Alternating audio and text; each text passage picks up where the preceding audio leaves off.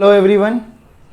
तो आज हम बात करने वाले बच्चों कॉन्सेप्ट ऑफ इलेक्ट्रिक फील्ड। और कल के लेक्चर में हल्का सा इंट्रोडक्शन हम लोगों ने दिया था कि इलेक्ट्रिक फील्ड क्या होता है। बेसिकली एक बार रिपीट कर दे जल्दी जल्दी कि इलेक्ट्रिक फील्ड क्या होता है। एक रीजन होता है किसी भी चार्ज के आसपास, और वो चार्ज के आसपास जैसे कि कल हम लोगों ने एक डेमोन्स्ट्रेशन भी दिखाया था करके कि अगर मेरी विसिनिटी में कोई भी पार्टिकल आ जाता है तो मैं उस पर फोर्स लगाने में एप्लीकेबल होता हूँ, मतलब सक्षम होता हूँ, कैपेबल होता हूँ। मेरे विसिनिटी में होते ही उस पर एक फोर्स लग सकता है, लेकिन जैसे ही वो मेरी रेंज से बाहर चला जाएगा तो मैं फोर्स नहीं लगा पाऊंगा। तो मेरे लिए वो चार्ज या उसके लिए मेरा प्रेजेंस होना ना होना one in the same thing. Similarly ऐसे ही हम चार्जेस के बारे में बात करने वाले। और अभी तक हम लोग क्या क्या पढ़ पाए हैं कि हमने देखा कि कूलम्ब्स लॉ में जो फोर्स ऑफ इंटरेक्शन होता है, इट में बी रिपल्सिव, इट में बी अट्रैक्टिव इन नेचर, तो उसका मैग्नीट्यूड का फॉर्मूला होता है K/Q1/Q2/R²। जो नए बच्चे बैठे हुए बच्चों उनके लिए मैं वीडियोस का लेक्चर का लिंक शेयर कर दूंगा, तो आप एक बार वो देख लेना। बट आज इलेक्ट्रिक फील्ड है, समझने की कोशिश करना, समझ में आ जाएगा, टेंशन नहीं लेना। चलिए, तो अब हमने बोला ये सोर्स जो होता है ना, देखिए सिंपली सुनना। हमने बोला कि जैसे कल एक एग्जांपल कर रहे थे कि एक गुफा है, गुफा के दरवाजे पर हम लोगों ने देखा कि एक स्पाइडर ने अपना जाला बिछाया हुआ है, जाला, ठीक है ना, जिसको हम वेब बोलते हैं। तो ये जो जाला बना, ये जाला बनाया किसने? तो आंसर है स्पाइडर ने बनाया। तो source of this web is spider, source of this web is spider, है ना। और स्पाइडर की रेंज देखो, अब सुनना, ये पूरा जो ये रेंज है, ये स्पाइडर की रेंज है। यानी अगर इस रेंज में कोई भी मच्छर, मक्खी, एनीथिंग कुछ भी आ जाता है तो वो स्पाइडर कैपेबल होती है उस पर फोर्स लगाने के लिए। तो अगर हम बात करें यहां से 3 मॉस्किटो अगर हम बात करें कि वो उड़ते हुए जा रहे थे, ठीक है ना, ये ए, ये बी, ये सी, तो हमने क्या रियलाइज किया, क्या एनालाइज किया कि ए और सी तो इसकी रेंज से बाहर है। तो जो ये स्पाइडर है ना, ये ना तो इस पे फोर्स लगाने वाली ना इस पे फोर्स लगाने वाली।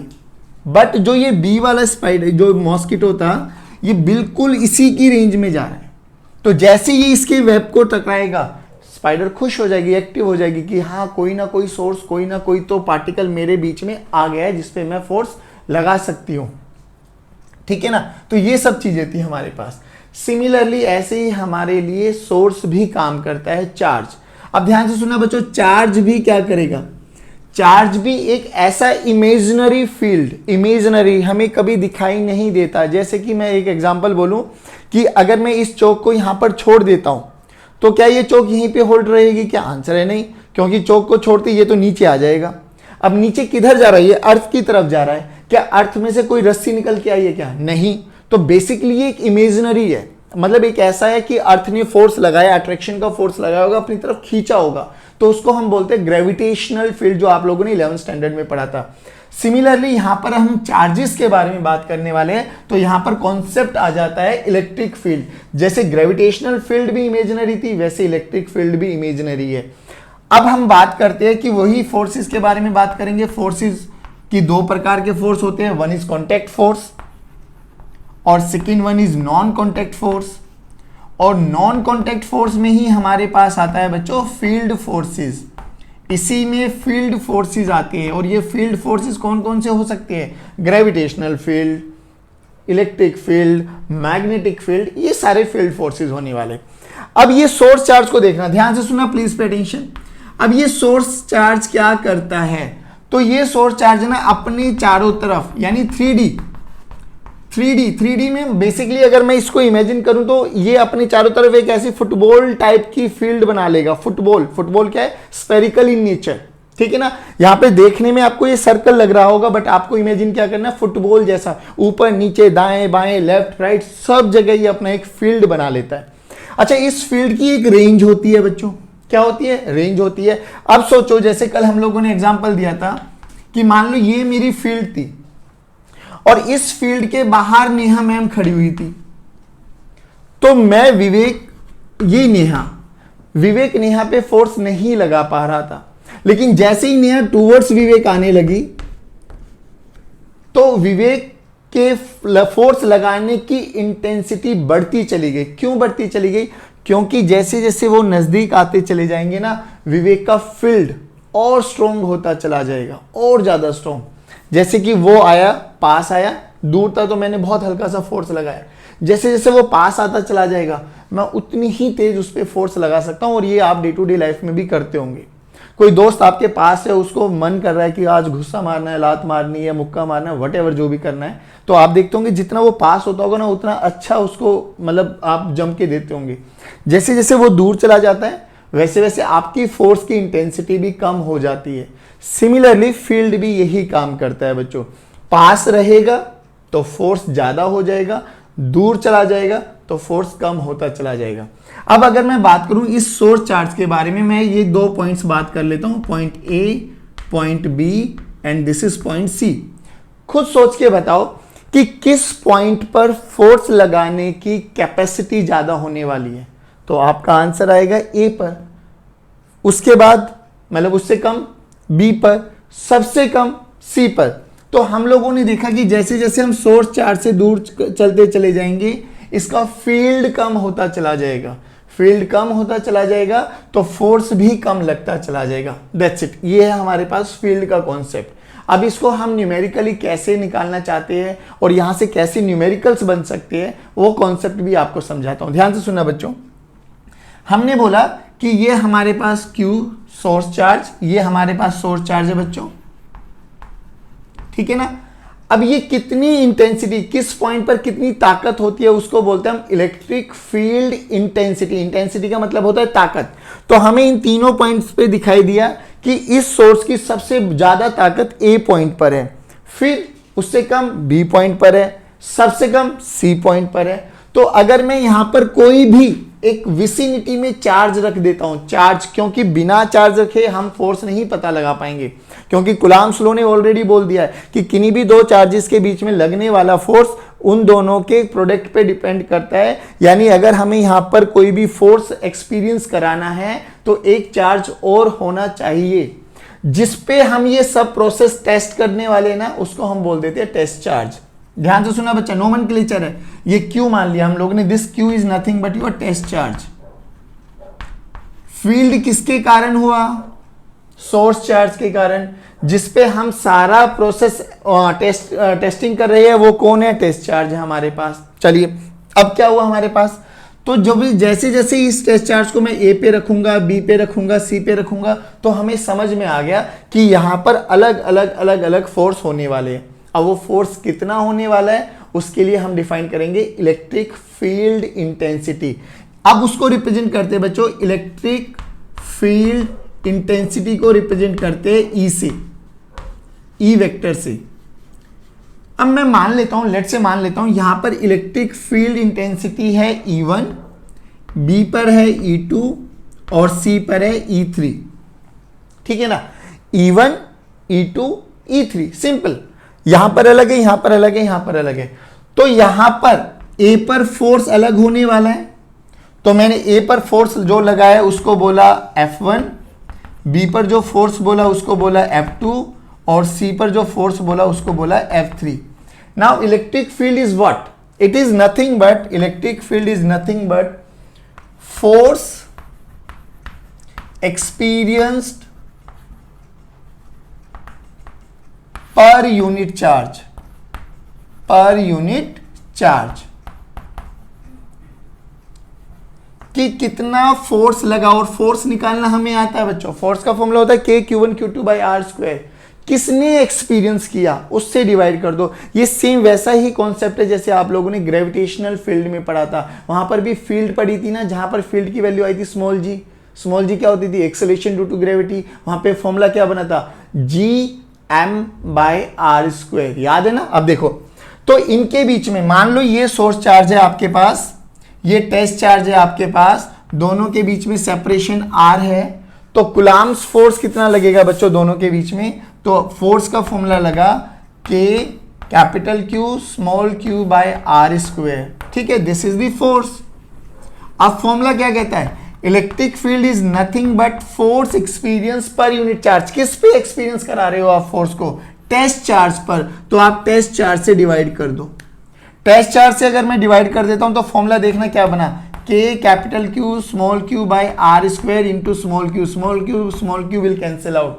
तो इलेक्ट्रिक फील्ड के मैग्नीट्यूड का फॉर्मूला कितना बना बच्चों, K capital Q by R square. अब ध्यान से सुना बच्चों, K capital Q by R square का मतलब होता है कि जो इलेक्ट्रिक फील्ड है ना वो सोर्स चार्ज के मैग्नीट्यूड पे डिपेंड करती है, सोर्स चार्ज के मैग्नीट्यूड पे। सोर्स चार्ज कितना है, 1 कूलम है, 2 कूलम है, 1 माइक्रो कूलम है, 4 माइक्रो कूलम है, उस पे डिपेंड करने वाले कि उसका फील्ड कितना दूर तक होने वाला है।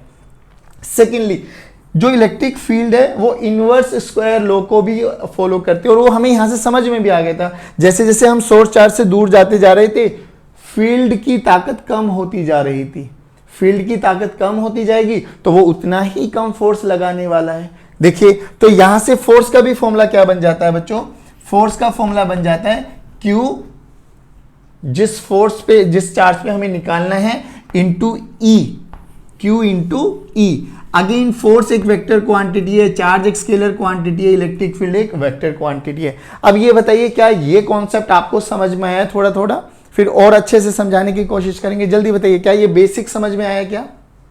हमने बोला कि फोर्स का फॉर्मूला होता है, पीछे पीछे आप रिपीट कर सकते हो बच्चों, K Q1 Q2 by R square, और इलेक्ट्रिक फील्ड का फॉर्मूला होता है K capital Q by R square, where capital Q is your source charge. चलिए ठीक है ना। अब सुनो मेरी बात, आपकी बुक्स में ना जो फॉर्मूला लिखा रहता है वो फॉर्मूला कैसे लिखा मिलेगा आपको ध्यान से समझना। Electric field is equal to limit small q tends to 0 force per unit charge. मैंने बोला कि हमारे पास जो इलेक्ट्रिक फील्ड का फॉर्मूला है ना वो ये मिलेगा आपको बुक्स में लिखा हुआ। ये समझ लो एक बार ये क्या होता है कि इलेक्ट्रिक फील्ड हम लोगों ने बोला फोर्स पर यूनिट चार्ज होता है, और वो कौन सा चार्ज, जिसको हमें टेस्ट चार्ज बोला उससे डिवाइड करने वाले हैं। अब हमारे पास फॉर्मूला क्या बना, लिमिट Q, दैट इज जो टेस्ट चार्ज है वो अप्रोचिंग टूवर्ड्स 0 का मतलब क्या है, मतलब इसका ये इसका मतलब क्या समझे आप लोग, इसका मतलब ये है कि Q की वैल्यू बहुत बहुत बहुत छोटी होनी चाहिए। क्यों छोटी होनी चाहिए, हाँ, अप्रोक्सीमेटली टेंडिंग्स टू 0। क्यों छोटी होनी चाहिए, रीजन सुनो, क्योंकि सर जैसे ये Q सोर्स था, इसका अपना एक फील्ड था, तो सर इसका भी तो अपना फील्ड होगा, चाहे वो भले छोटा हो बट फील्ड तो होगा ना। इसलिए हमने बोला कि हमारे पास जो ये टेस्ट चार्ज है ना ये एक पॉइंट चार्ज होना चाहिए। टेस्ट चार्ज कैसा होना चाहिए बच्चों, एक पॉइंट चार्ज। पॉइंट चार्ज का मतलब क्या है कि पॉइंट चार्ज का मतलब है कि इसका अपना फील्ड इतना छोटा होना चाहिए कि इसकी प्रेजेंस से सोर्स चार्ज के फील्ड पे कोई भी फर्क ना पड़े। वेरी गुड, कोई भी फर्क ना पड़े। तो ये दैट्स व्हाई हम रिप्रेजेंट करते हैं limit Q, that is test charge approaching towards 0 force per unit charge. अब इसकी यूनिट देख लीजिए, इलेक्ट्रिक फील्ड की यूनिट होती है न्यूटन पर coulomb, that's it. Dimensional formula वगैरह आप लोग कैलकुलेट कर लेंगे। अब मेरी बात सुनिए, अब इसको एक और तरीके से एनालाइज किया जाता है। हमने बोला कि फोर्स का फॉर्मूला होता है, ध्यान से सुनना बच्चों, K Q1 Q2 by R square, या इसी टर्म्स में लिखूं F, this is equal to K capital Q small q by R square. और हमने अभी अभी इलेक्ट्रिक फील्ड का फॉर्मूला ये देखा है, प्लीज पे अटेंशन, यहां पे समझने की कोशिश करना। अब हमसे बोला गया कि ये क्या है, this is the force between capital Q and small q, ठीक है सर। अब हमसे बोला गया, उन्होंने बोला कि अगर मैं Q की वैल्यू को 1 कूलम पुट कर दूं, ध्यान से सुनना, अगर मैं Q की वैल्यू को 1 कूलम पुट कर दूं, Q की वैल्यू को 1 कूलम पुट कर दीजिए, कर दिया सर, तो F का फॉर्मूला क्या आ गया, K capital Q by R square. अब इस इक्वेशन नंबर 1 और इक्वेशन नंबर 2 को एक बार कंपेयर करो। आप कंपेयर करके देखा तो हमने क्या देखा, अरे सर इक्वेशन नंबर 1 और इक्वेशन नंबर 2 तो सेम आया। सर ये कैसा मतलब है, अब मेरी बात ध्यान से सुनना, कि अगर हमें कोई पूछे कि इलेक्ट्रिक फील्ड कैलकुलेट करो किन्हीं भी दो चार्जेस के बीच में ना, किन्हीं भी दो पॉइंट्स के बीच में, और वहां पे चार्जेस रखे हुए, तो आप सिंपली क्या कर दो, उस पॉइंट पर 1 कूलम का चार्ज मानकर, 1 कूलम का चार्ज मानकर, जहां पर भी आपसे इलेक्ट्रिक फील्ड पूछा गया, जैसे कि फॉर एग्जांपल हमसे बोला गया इस ए पॉइंट पर इलेक्ट्रिक फील्ड निकालो। तो आपने क्या सोचना है कि यहां पर अगर 1 कूलम का चार्ज होता तो इनके बीच में फोर्स कितना होता, K capital Q into 1 divided by R का स्क्वायर। तो वही जो फोर्स होता ऑन 1 कूलम पर, वही हमारे पास इलेक्ट्रिक फील्ड की वैल्यू आ जाती। यानी सेकंड प्रोसेस क्या है कि electric field is nothing but force experienced by 1 coulomb force experienced by 1 coulomb force. जल्दी बोलो, क्या ये समझ में आया क्या बच्चों?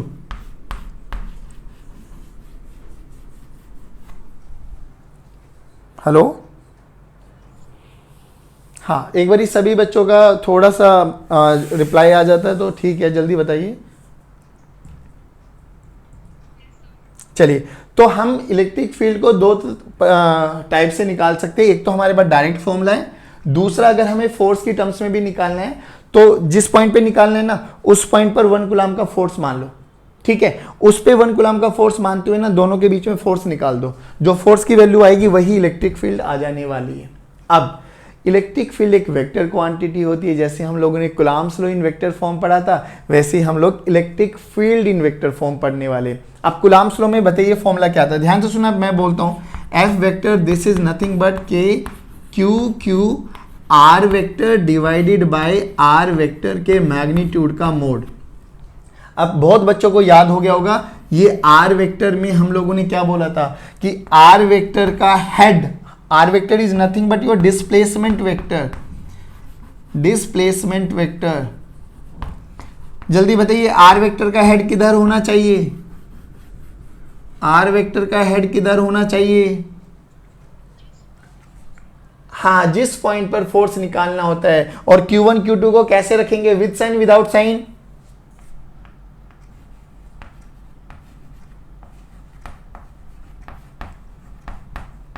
With sign. Q1 Q2 को कैसे रखते थे, विद साइन। सिमिलरली यहां पर इलेक्ट्रिक फील्ड भी वेक्टर क्वांटिटी ऐसी लिखेंगे बच्चों, E this is equal to K capital Q, ध्यान से सुनना, ये वाला R vector divided by R vector के मैग्नीट्यूड की power 3। Again a very important formula. फिर हमने बोला था कि जब भी आपके पास 3D वाले क्वेश्चंस आ जाते, 3 डायमेंशन वाले क्वेश्चंस आ जाते, तो आपके दिमाग में केवल और केवल वेक्टर अप्रोच ही चलनी चाहिए। यानी यहां पे लिख सकते हैं कि अगर हम 3D में डील करने वाले, अभी ये क्वेश्चन कराता हूं आपको समझ में आ जाएगा, 3D वाले क्वेश्चंस में डील करेंगे तो we have to use this वाला फॉर्मूला, ठीक है ना। तो यहां से हम लोगों ने मैग्नीट्यूड के बारे में बात कर ली। अब हम बात करते हैं इसकी डायरेक्शन के बारे में। ध्यान से सुनना बच्चों, मान लो ये पॉजिटिव चार्ज है, ये पॉजिटिव चार्ज है, और अभी हमने देखा कि इलेक्ट्रिक फील्ड निकालने का फॉर्मूला है के क्यू बाई आर स्क्वायर, या किसी भी 1 कूलम चार्ज पर कितना फोर्स लगने वाला है उसको भी हम इलेक्ट्रिक फील्ड ही बोलते हैं। अब ध्यान से सुनना, मान लो ये टेस्ट चार्ज है बच्चों आपके पास, ठीक है ना, टेस्ट चार्ज। तो ये पॉजिटिव, ये बताओ ये वाला पॉजिटिव, तो ये इस टेस्ट चार्ज का नेचर पॉजिटिव है, टेस्ट चार्ज का नेचर पॉजिटिव है। जहां पर भी पॉइंट सोर्स पॉइंट चार्ज लिखा आ जाए तो समझ लेना वो पॉजिटिव ही नेचर है।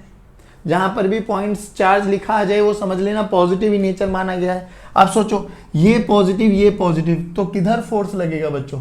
पॉजिटिव रिपेल करेगा इसको, यानी ये अवे फ्रॉम द सोर्स जाने वाला, अवे फ्रॉम द सोर्स से दूर जाने वाली लाइंस। तो इलेक्ट्रिक फील्ड की डायरेक्शन अगर पॉजिटिव सोर्स हुआ तो वो किधर होगा?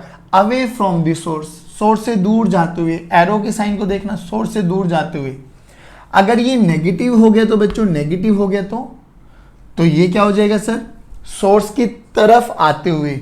यानी इलेक्ट्रिक फील्ड लाइंस की डायरेक्शन ध्यान रखना, पॉजिटिव नेचर तो away from the source, negative nature तो टूवर्ड्स द सोर्स। जल्दी बताइए, क्या ये मैग्नीट्यूड और डायरेक्शन वाला कॉन्सेप्ट समझ में आया? सभी बच्चे रिप्लाई करेंगे। अब देखना, जो हमारे पास फॉर्मूला बना है, प्लीज पे अटेंशन। फोर्स का फॉर्मूला बार बार इसलिए लिखता हूं कि आप लोगों को बार बार याद रहे, के Q1 Q2 by R square. Magnitude के बारे में बात कर रहे हैं, इलेक्ट्रिक फील्ड के मैग्नीट्यूड का फॉर्मूला क्या है बच्चों? K Q by R square. और इलेक्ट्रिक फील्ड को हम और भी क्या लिख सकते हैं, फोर्स पर यूनिट चार्ज। और अभी अभी क्या निकाला electric field in vector form, K capital Q R vector by R vector का क्यूब। अब ये वाले फॉर्मूले पे मैं एक आपको क्वेश्चन करा देता हूं, ध्यान से सुनना। हमसे बोला गया a source charge 2 microcoulomb is placed at 2,3 find electric field intensity EFI electric field intensity at, ठीक है ना, 3,2। देखिए सिंपली हमसे बोला गया कि कोई भी एक चार्ज है वो 2,3 पे रखा हुआ है और हमें 3,2 पर इलेक्ट्रिक फील्ड की वैल्यू फाइंड आउट करनी है। तो बच्चों सिंपली है, जब भी ऐसा क्वेश्चन आ जाए सबसे पहले तो दिमाग में दौड़ना चाहिए कि सर वेक्टर्स फॉर्म यूज करनी है इलेक्ट्रिक फील्ड, ठीक है ना। अब देखो इसका मतलब समझाता हूं आपके पास और फिर इसका मतलब आता है, देखना ध्यान से। अगर मैं इसका नंबर सिस्टम में वो बनाऊं 2,3, यानी यहां पर 2 और y एक्सिस में 3, तो ये सोर्स कहीं पर यहां पे रखा हुआ है, ये 2 माइक्रोकूलम का सोर्स रखा हुआ है सिंपली किस पोजीशन पे 2,3, ठीक है। हमसे पूछा गया 3,2, यानी यहां पर 3 यहां पे 2, यहां पर कहीं पर आने वाला है। This is A point, this is B point. अब समझने की कोशिश करना, इसके कोऑर्डिनेट्स क्या गिवन है बच्चों, 3,2। अब एक बार बताओ बच्चों, now this is your coordinates 2,3, तो मुझसे पूछा जाता है क्या मैं इसका पोजीशन वेक्टर बना सकता हूं क्या। किसी का भी पोजीशन वेक्टर बनाने का क्या तरीका वो समझ लो एक बारी। 2,3 को हम लोग अगर पोजीशन वेक्टर की टर्म्स में लिखेंगे तो मान लो r1 वेक्टर लिखना है, दिस इज पोजीशन वेक्टर। कैसे लिखेंगे देखो, 2 किस डायरेक्शन में, x डायरेक्शन में है तो 2i कैप, क्योंकि x डायरेक्शन में जो डायरेक्शन रिप्रेजेंट करता है वो i कैप होता है, प्लस 3j कैप। तो ये बना हमारे पास पोजीशन वेक्टर, ठीक है। अब इसका पोजीशन वेक्टर लिखना है तो कैसे लिखेंगे, तो ये r2 हो गया बच्चों हमारे पास। r2 वेक्टर जल्दी जल्दी बोलेंगे कैसे लिखेंगे, very good, 3i cap plus 2j cap. अब हमारे क्वेश्चन में देखना क्या बोला था, r वेक्टर ना तो r1 है ना r2 है। r वेक्टर क्या है, r वेक्टर इन दोनों पॉइंट्स के बीच की दूरी है, जिस पॉइंट से लेके जिस पॉइंट तक आपको कैलकुलेट करना है। तो हमें बोला गया r वेक्टर का हेड, कोई भी एक वेक्टर क्वांटिटी होती है, ये टेल होता है, ये हेड होता है। इसका हेड ये वाला उस तरफ होना चाहिए where you have to calculate electric field, किस पॉइंट पे निकालना है, बी। तो ये हमारे पास इलेक्ट्रिक फील्ड की डायरेक्शन हो गई, ठीक है, ये हो गया। सेकेंडली क्या बोला गया कि अब जो हमारे पास r वेक्टर है, ये दिस इज r वेक्टर, ये r वेक्टर क्या होता है, final position minus initial position, displacement vector, this is displacement vector. और डिस्प्लेसमेंट वेक्टर का फॉर्मूला हम लोगों ने 11th स्टैंडर्ड में पढ़ा था बच्चों, final position minus initial position. Final position r2 है, इनिशियल पोजीशन r1 है, रख दो वैल्यू। तो r वेक्टर देखो कितना आया बच्चों हमारे पास, 3i plus 2j, 3i plus 2j minus 2i minus 3j, 2i minus 3j। चलिए सोल्व कर लेते हैं, जो भी आंसर आएगा, आंसर आ गया 3i minus 2i i cap, 2j minus 3j j cap. ये हमारे पास r वेक्टर बन गया, ठीक है बच्चों। चलिए अब r वेक्टर का हमें क्या चाहिए, मैग्नीट्यूड भी चाहिए। किसी भी वेक्टर का मैग्नीट्यूड कैसे निकालते हैं बच्चों, अंडर रूट ऑफ i के कॉफिशिएंट का स्क्वायर, i का कॉफिशिएंट कौन है 1, तो 1 का स्क्वायर प्लस j के कॉफिशिएंट का स्क्वायर यानी माइनस 1 का स्क्वायर, 1 का स्क्वायर प्लस 1 का स्क्वायर यानी √2। तो ये क्या आ गया हमारे पास बच्चों, r वेक्टर का मैग्नीट्यूड। सिंपली अब देखो फॉर्मूला क्या है, E इलेक्ट्रिक फील्ड किस पॉइंट पर, B पॉइंट पर इज इक्वल टू K की वैल्यू एज इट इज। अब Q देखिए कैसा है बच्चों, पॉजिटिव इन नेचर, तो विद साइन वैल्यू रखनी है, तो 2 माइक्रोकूलम, ठीक है। R वेक्टर का फॉर्मूला देखो, R वेक्टर ये रहा, I cap minus j cap, done, divided by R vector के मैग्नीट्यूड की पावर 3। R वेक्टर का मैग्नीट्यूड कितना है, √2, यानी √2 की पावर 3, और यही हमारा आंसर आ गया। अगेन टिपिकल प्रॉब्लम, बट अगर हमें फॉर्मूला और उसमें जो जो टर्म्स यूज किए उनकी बारे में हमें उनका पता है कि वो है क्या और कैसे यूज करना है, तो क्वेश्चन बहुत इजी बनने वाला है। जल्दी बताइए क्या ये क्वेश्चन समझ में आया क्या, या एक क्वेश्चन के साथ और दोबारा हेल्प करो। परफेक्ट, सभी बच्चे बोलेंगे बच्चों, नए बच्चे भी पुराने बच्चे भी। नाउ होमवर्क क्वेश्चन इज कि find electric field intensity at 3,2,1 due to +5, चलो -5 रखते हैं, -5 माइक्रोकुलाम, ठीक है, प्लेस्ड एट 1,4,2। चलिए, this is your homework question, इसको आप अटेम्प्ट करेंगे, ठीक है ना। हमने सुपर पोजिशन प्रिंसिपल पढ़ा था, अच्छा हो गया, वाओ परफेक्ट। चलिए, तो हमने जैसे सुपर पोजिशन पढ़ा था ना, सुपर पोजिशन प्रिंसिपल, देखो सुपर पोजिशन प्रिंसिपल मैं कह रहा हूं हर जगह एप्लीकेबल है, हर जगह। आपको इसको बेसिक मतलब समझना है, वही कि अगर मुझे 4-5 गुंडों ने घेर लिया, 4-5 गुंडों, 5 मान लेते, 5 आदमियों ने मुझे घेर लिया और वो मुझे मारने के लिए आए। अब ये बताइए क्या उनके डर से मैं अपने आप ही मारना स्टार्ट कर दूंगा कि भाई तुम मत मारो, मैं मार रहा हूं अपने आप को? ऐसा पॉसिबल है क्या? ना, ऐसा पॉसिबल नहीं है। आप अपने आप को डिफेंड करने की कोशिश करोगे, वो मारेंगे तो वो आपको, आप कुछ नहीं कर सकते है ना। सन्नी देओल तो हो नहीं आप लोग कि एक को उठा के पटक के मारोगे। तो रियलिटी लाइफ में क्या होता है, जिस भी सोर्स से आप घिर जाते हो वो सभी सोर्स आप पे फोर्स लगाते हैं, पहली बात तो। अब हमें क्या याद करना है कि फोर्स एक वेक्टर क्वांटिटी है।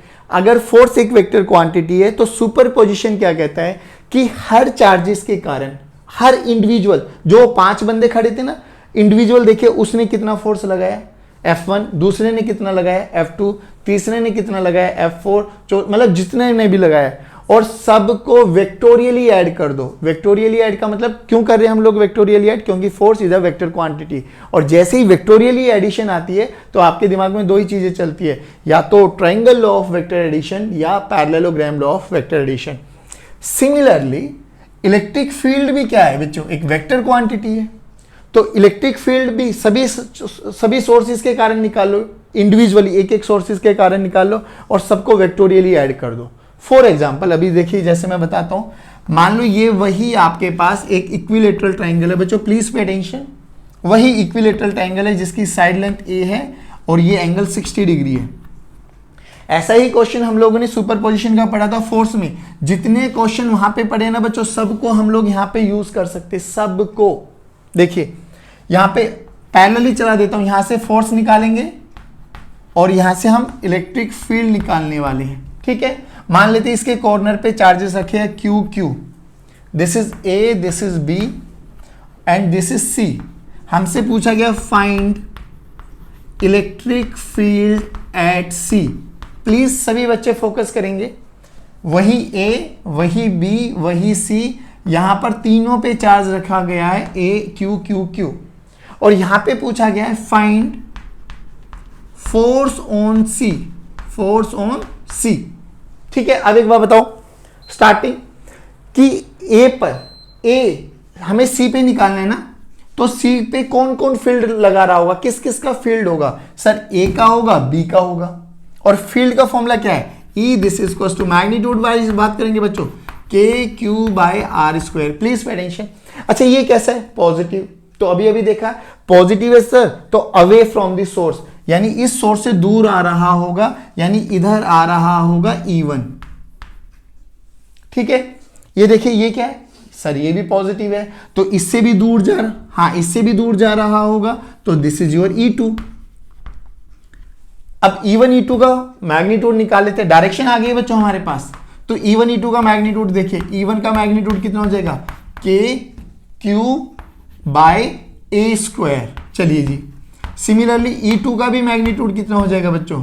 या EA EB बोल दो इसको ना, हाँ, तो ये कितना हो जाएगा? KQ/A² again. तो हमें समझ में आया कि EA is equal to E B. Perfect, दोनों का मैग्नीट्यूड सेम है। ओके जी, चलिए यहां तक ये क्वेश्चन अभी रोक देते हैं। अब यहां पे निकालना है हमें फोर्स। किस पे निकालना है? सी पर। अब क्या बोला था कि सर इन दोनों के बीच में देखो सबका नेचर पॉजिटिव है तो फोर्स तो रिपल्सिव ही नेचर लगने वाला है। अच्छा, अब सी पे कौन कौन लगाएगा? सी को छोड़ के बाकी सभी चार्जेस ए भी लगाएगा और बी भी लगाने वाला है। हाँ, तो ये क्या करेगा? ए इसको धक्का मारेगा यानी रिपेल करेगा, किधर? नीचे की डायरेक्शन में। Force on C due to A. चलिए अब बी क्या करेगा? बी भी धक्का मारेगा, किधर? राइट डायरेक्शन में, इस डायरेक्शन में। तो this is force on C due to B. अब फॉर्मूला देखते हैं। फोर्स का फॉर्मूला बोलो बच्चों। Force on C due to A, this is very good, K Q, Q यानी Q square by A square. ठीक है, सिमिलरली एफ सी बी भी फॉर्मूला सेम आएगा बच्चों, K Q square by A square again.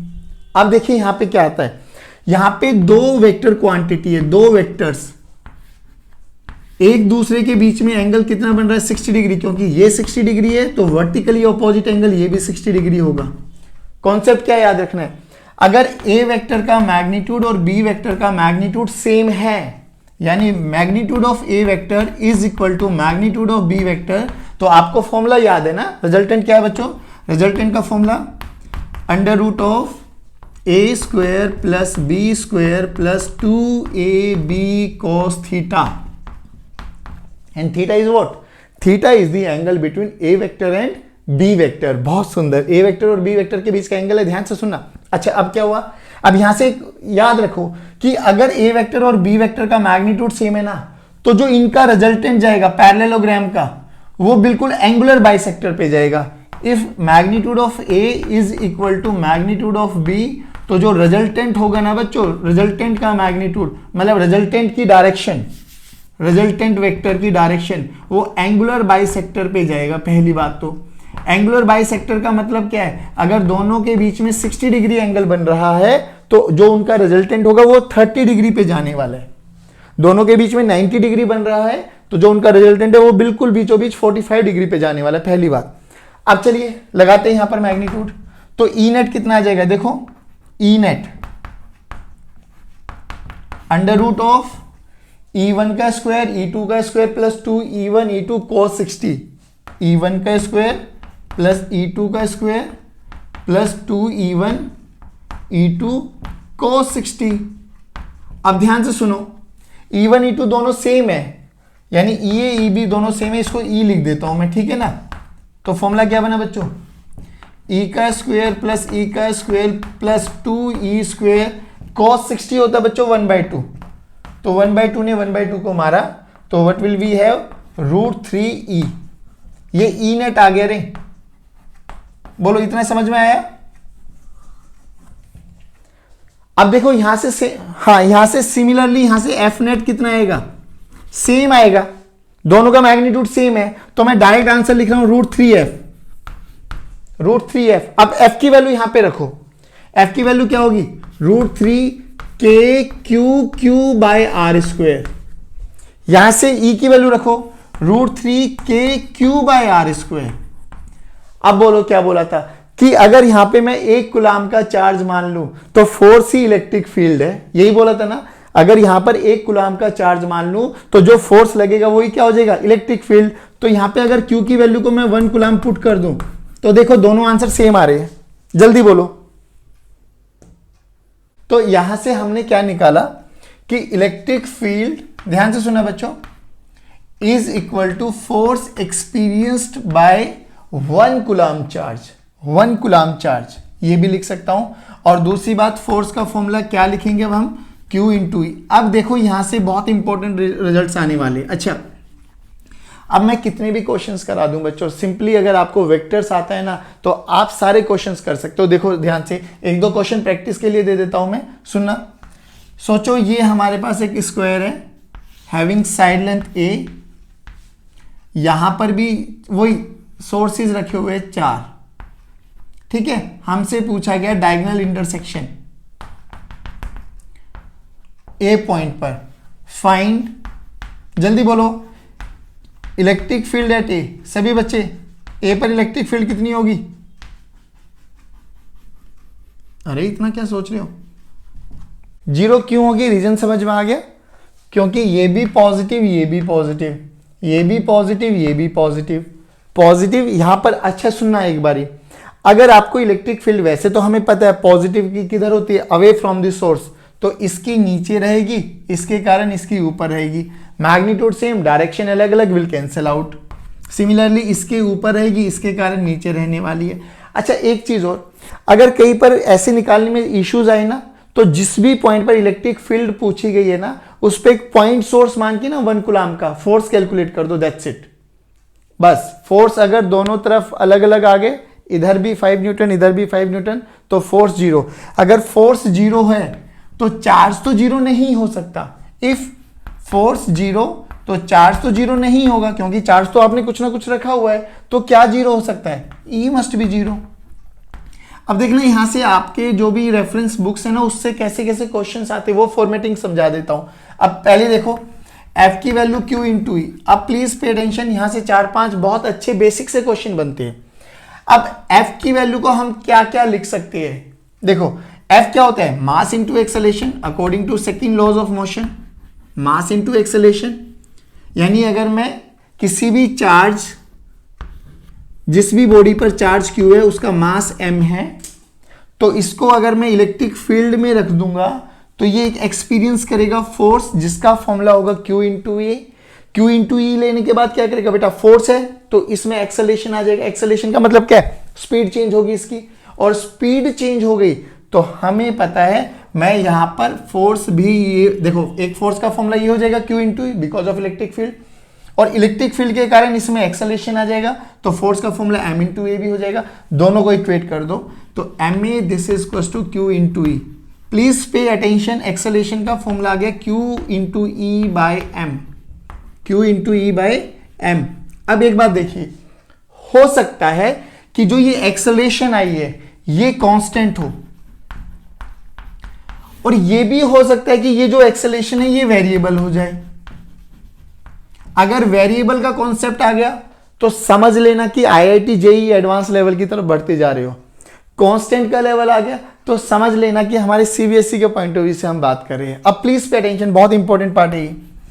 अगर acceleration constant है, इसमें हम काइनेमेटिक्स इन्वॉल्व करेंगे, आप लोग जो 11th स्टैंडर्ड में पढ़ा था याद करो। अगर एक्सेलेरेशन कांस्टेंट होता है तो हमारे पास 3 इक्वेशन ऑफ मोशन होती है, v is equal to u plus at, v square minus u square equals to 2as, s is equal to ut plus half at square। याद है?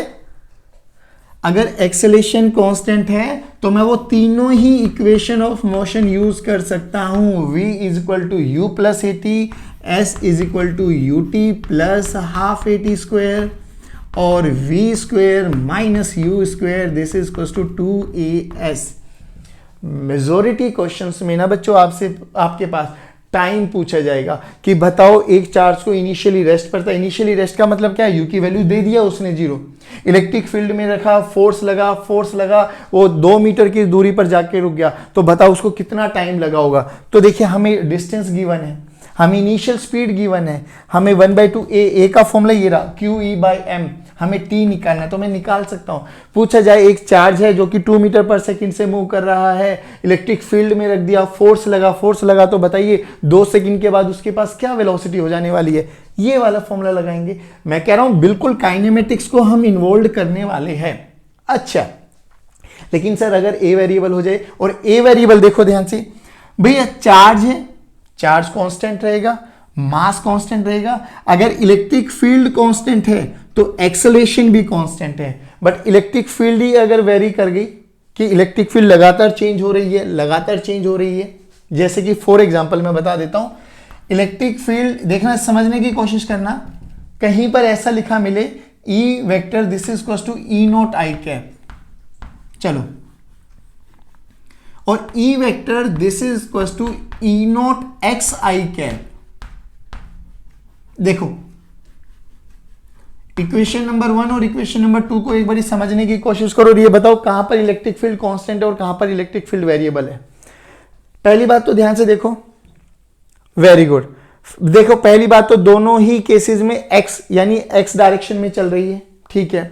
अब E equal to E naught, यानी x की value को 1 put करो तो भी ई note, 2 put करो तो भी ई नोट, 3 पुट करेंगे तो भी ई नोट, यानी x की डायरेक्शन में कहीं पर भी किसी भी पॉइंट पर एनालाइज कर लो आप, उसकी वैल्यू मैग्नीट्यूड सेम रहने वाला ई नोट। नीचे वाले केस में देखो ई नोट इंटू एक्स, यानी अब यहां पर x का फैक्टर आ गया।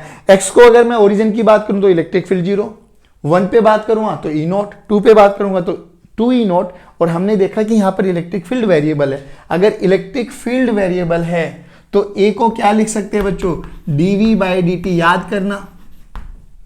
v को क्या लिख सकते हैं बच्चों, dx बाई dt, यानी हमें यहां पर इंटीग्रेशन और डिफरेंशिएशन का यूज करना पड़ेगा। We have to use integration और डिफरेंशिएशन। बोलो इतना समझ में आया?